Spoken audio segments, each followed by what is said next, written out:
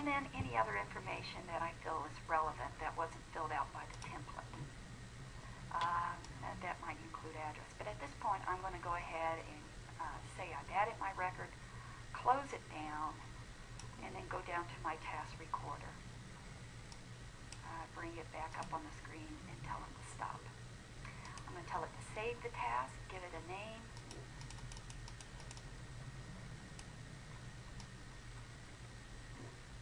and save it. Now once saved, I can look at all the different tasks I've saved, and actually now I can generate my standard operating procedures from these recordings by pressing the generate button. I have different choices of how I want to save this recording. I'm going to say save it to a Word document. I can even have a template associated with it. Template allowing me to have just a standard format with maybe my letterhead and other important information I want to present when I save my standard operating procedure here.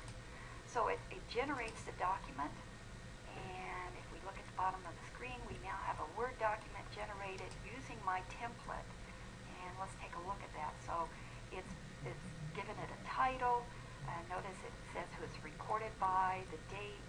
It's automatically provided us a table of contents, and as we move through it, we can see the different steps we took with each of the keystrokes and screen images of those steps.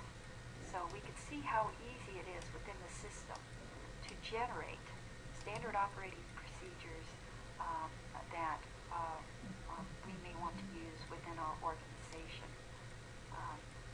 as we implement Dynamics AX. Well, let's talk about, if you recall on the home page, or on the role page when we first started, I talked a little bit about this work list. The work list is where we can actually see alerts that have been sent to us to our attention. And workflow, let's explore these a little more. And to do that, I'm going to return to our customer list page. And let's say, for example, on this customer, within Dynamics AX, we can set alerts on anything. And maybe what I want to do is I want to be alerted anytime a credit limit is changed on one of my customers. So if we can then create an alert for this situation and say whether, decide whether we want to be alerted when the credit limit is changed or decreased. You can see the options increase, or the record's been added or deleted in the system. We can define it against specific customers. In this case, I want all customers. I can enter a subject line and message that will appear. I can decide if it's going to be emailed or pop up and who it's going to as an alert. Now, I've already got an alert set up for this, so I'm simply going to change the credit limit from 0 to 20,000 for this customer. And in a moment, we'll see at the bottom of the screen the number of alerts notifications will increase to 91, and I should also get a pop-up on that. So we'll wait a few moments, and we should see an alert triggered for us. Now, along with alerts, we also have workflow. So if we return back to our role page, we'll notice there is a workflow example here in the list where it says, please approve this sales order. So in one of my functions, we set up a workflow that said when a sales order is over a certain amount, that it requires approval. And I happen to be one of the managers who helps approve these. Well, you may notice at the bottom of the screen, we just received this credit limit change. And not only does it show up at the bottom of the screen, but also it was emailed to me. So if we bring up our email box, my inbox will notice there is indeed an alert that says this credit limit has changed. And from here I can click on the link and go to the particular record in question. Also, from my role page, you'll notice that the alert shows up in my work list. From here, I can actually right-click on it and preview the alert.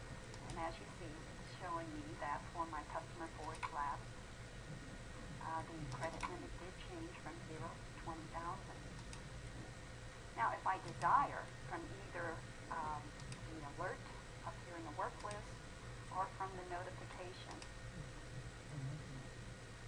I can actually go to the original transaction that caused the alert by simply going to origin. Notice how it takes me exactly to the field that changed. So that's a little bit about alerts and how valuable alerts can be to inform you of events you need to keep track of within the organization. Now, as we were talking about before the alert, I was telling you a little bit about workflow. In this particular workflow example, when the customer sales orders over a certain dollar amount that we set up for this particular customer, it requires approval. And so this approval request has come to me since I am one of the managers who can approve it. So when this workflow approval request shows up in my work list, I have a couple of options. I can preview it, or I can actually go to the sales order itself. So let's do that. And when we bring up the sales order, we can see it is placed on hold and that this is requiring approval. Notice the posting button is completely grayed out. So the sales order operator does not have any options, cannot continue processing this order until it's approved by someone. So I can click on the action button as an approver and I can reject it, I can delegate it to someone else, or I can approve it. I can also view the history, so if this particular transaction has an audit trail and it goes through multiple steps, I can see the steps that it needs to go through for multiple approvals. And notice here I can then reassign it to someone else. But at this point, we'll go ahead and approve it. We can put a comment in back to the person who requested the approval.